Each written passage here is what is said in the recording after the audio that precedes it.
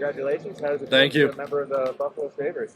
Unreal. I don't even know what to say, like to put it into words. I had a good interview with Buffalo at the Combine, and yeah, I'm so excited. I got no words. What was the reaction when you did hear your name called? Um, just so exciting. Like I'm really, it's they've already been so welcoming. I'm so excited to join the organization and hopefully be down there soon to meet everyone else. And yeah, again, just super excited. Said it was a good interview. Did anything in particular stand out that made it memorable for you? I don't think anything specific. I think just overall, answered well with questions, and I think I walked out of there feeling, fairly well with how it went. What's the vibe you get? How much Sabres have you watched? What's your feeling when you see some highlights and watch the games? Yeah, Buffalo's only 3 hours from my actual home, so it's one of the closest teams in the NHL. So that's something that's pretty cool, just being close to home. And yeah, I'm just again so excited and can't wait to get down there. Been to any games? I think one actually. Yep. Long time ago, maybe 2015. So yeah. Who would you model in your game? Who do you model your game? Yeah, I like to say Val Nichushkin from Colorado. He's a big body winger and plays well and has a strong physical presence as well. And you see him in the playoffs even with Landeskog being hurt. He's out playing with McKinnon and Rantanen sometimes, and just a player that can play in a lot of different situations. You like to play the physical game more, or you like to press the offense?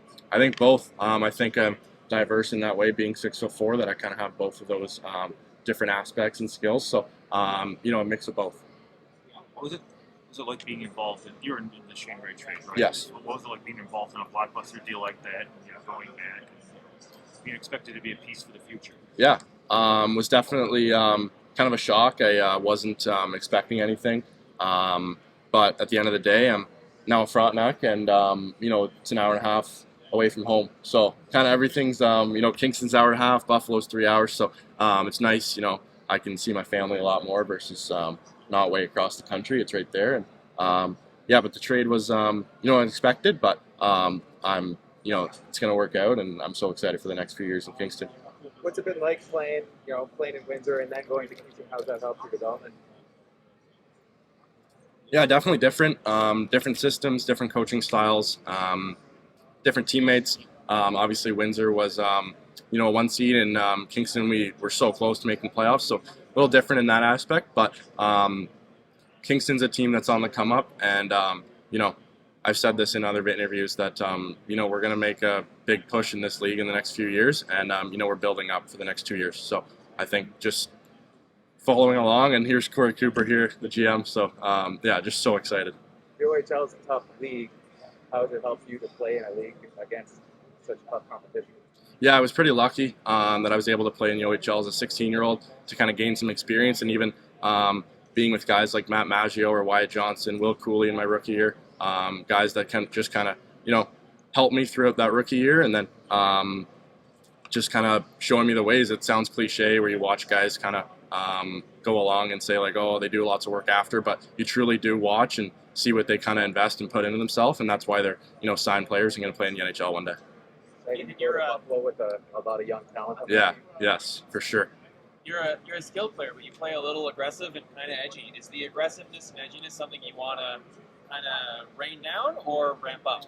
I think it's a bit of both. I think I have both aspects, kind of like Joe said. So I think it's just having both aspects of being skilled, but also playing that power forward game and having both aspects of it.